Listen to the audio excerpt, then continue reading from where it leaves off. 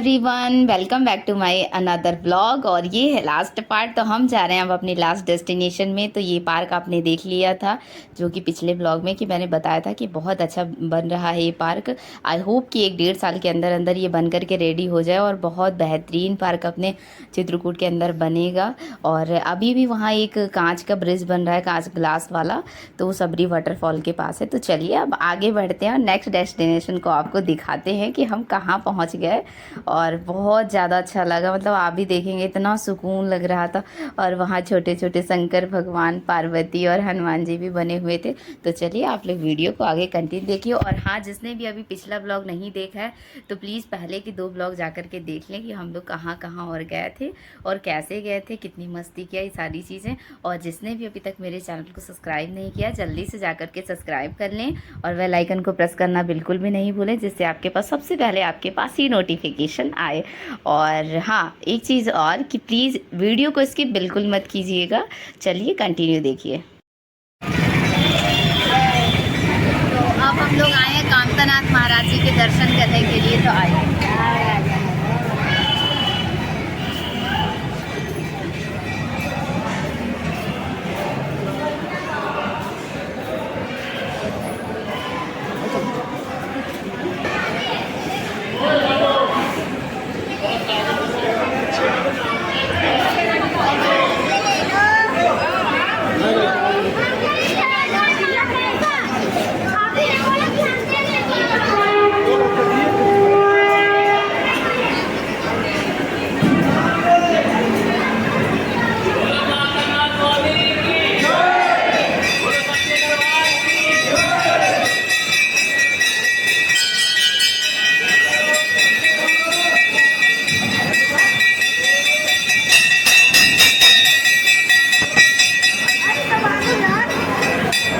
Everyone, तो चलिए अब हम आपको कामतानाथ महाराज जी के दर्शन कराते हैं। ये है कामतानाथ महाराज जी का मुख्य द्वार है। तो यहाँ पर सबसे पहले उनके दर्शन होते हैं, फिर उसके बाद लोग परिक्रमा में जाते हैं। तो चित्रकूट का सबसे महत्व रोल ये है कि हमारे चित्रकूट में मंदाकिनी के किनारे राम भगवान ने 11 साल का वनवास किया था। तो इस वजह से यहाँ पर बहुत सारे साधु संतु आते थे और वह विराजमान होते थे। और ये जो कामतानाथ भगवान हैं ये भी एक राम भगवान के स्वरूप ही हैं। तो बहुत ही ज़्यादा प्रसिद्ध है। ये उत्तर प्रदेश में चित्रकूट ज़िले में ये मंदिर आता है कामतानाथ महाराज का। तो आप लोग भी दर्शन कर लीजिए और भगवान करे सबकी मनोकामना बहुत अच्छे से पूर्ण हो। और इनके दर्शन के लिए बहुत दूर दूर से लोग आते हैं, बहुत ज़्यादा।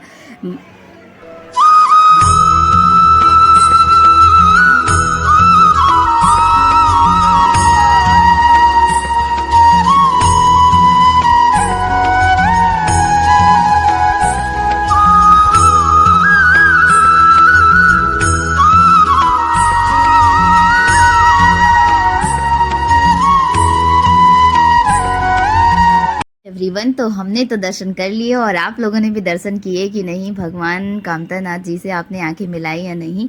और अब हम दर्शन करके निकल रहे हैं यहाँ से। परिक्रमा नहीं करेंगे क्योंकि समय ज़्यादा हो रहा था, हमें टाइम से घर पहुँचना था।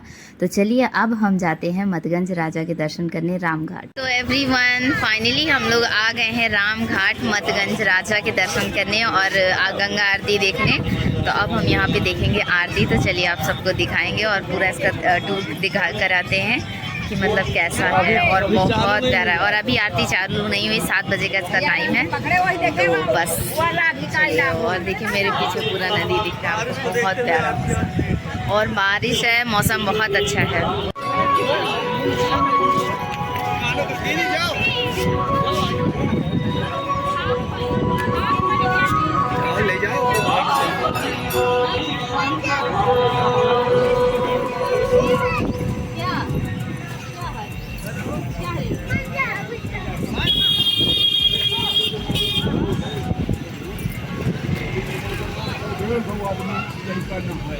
ये है हमारे चित्रकूट की शान।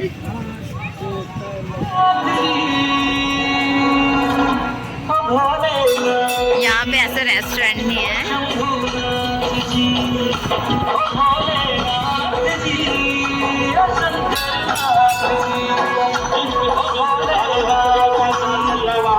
स्थल पर खड़ा हुआ है उसको तत्काल हटाने का प्रयास करें।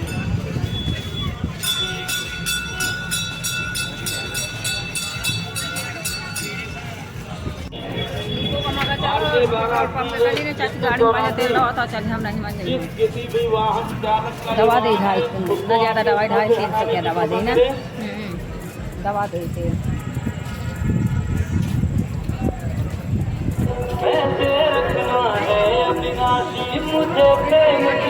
यहाँ पर आरती करने की पूरी तैयारी हो रही है और यहाँ पे ये घाट बने हुए हैं।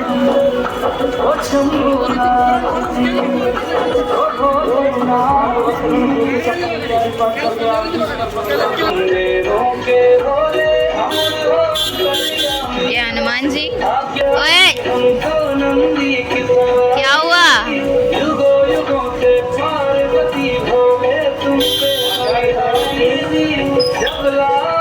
पार्वती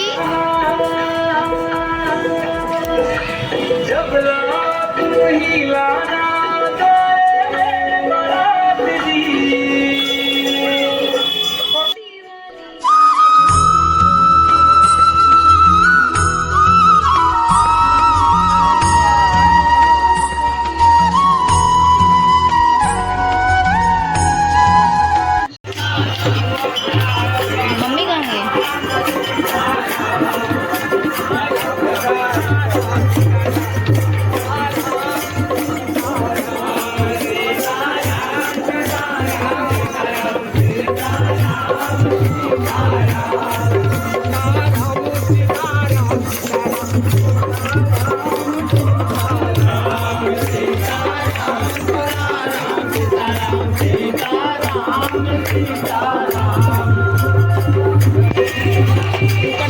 सो एवरीवन, तो अब 7 बज गया है और आरती का समय हो गया है। तो अब यहाँ पर पंडित जी आ गए हैं और उन्होंने दिया रख लिया है। तो सबसे पहले अगरबत्ती से, धूप से, फिर उसके बाद दिया जला करके आरती होती है। सारी जितनी भी नाव मंदाकिनी नदी में चलती हैं तो वो साइड में आकर के एक साथ लग जाती हैं, क्योंकि जब मंदाकिनी नदी के और मदगंज राजा की पूजा हो रही है तो उसमें हलचल नहीं करते कोई भी। तो यहाँ पर देखिए सभी लोग, सारे जितने भी भक्त थे, श्रद्धालु थे, सारे आकर के बैठ गए थे। और पहली बार मैंने अपने चित्रकूट में ऐसा नज़ारा देखा था, क्योंकि जल्दी जाना होता नहीं है, इस वजह से बहुत ही ज़्यादा अच्छा लग रहा था और मतलब मन बहुत भावुक हो रहा था। और भगवान, मतलब ऐसी चीज़ें देखने के लिए बहुत ज़्यादा टाइम लगता है। कहते हैं ना कि जब भगवान हमको बुलाते हैं तभी वहाँ जाना होता है। एक ही उसी शहर में रह करके लेकिन जल्दी जाना नहीं होता है। हालांकि मम्मी मेरी जाती रहती है पर हमारा नहीं होता। तो चलिए आप लोग एंजॉय कीजिए आरती का। तो जो भी मेरे इस ब्लॉग को देख रहे हैं, प्लीज़ हर इंसान, जितने भी लोग देखेंगे, प्लीज़ सब लोग जय श्री राम कमेंट में ज़रूर लिखिएगा। भगवान राम सबकी विनती पूरी करेंगे और प्लीज़ एक कमेंट तो बनता है राम जी के लिए। और ये हमारी जन्मभूमि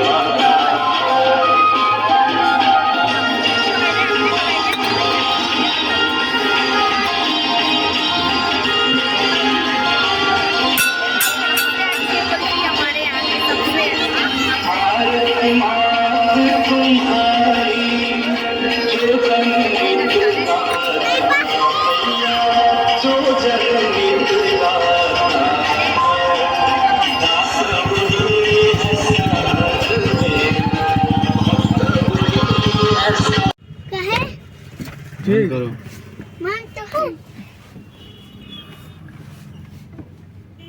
सो फाइनली अब हम लोग जा रहे हैं घर में। कोई भरोसा नहीं। सो फाइनली अब हम लोग जा रहे हैं घर, बस पहुंचने वाले हैं 5 मिनट में और काफ़ी थक गए हैं।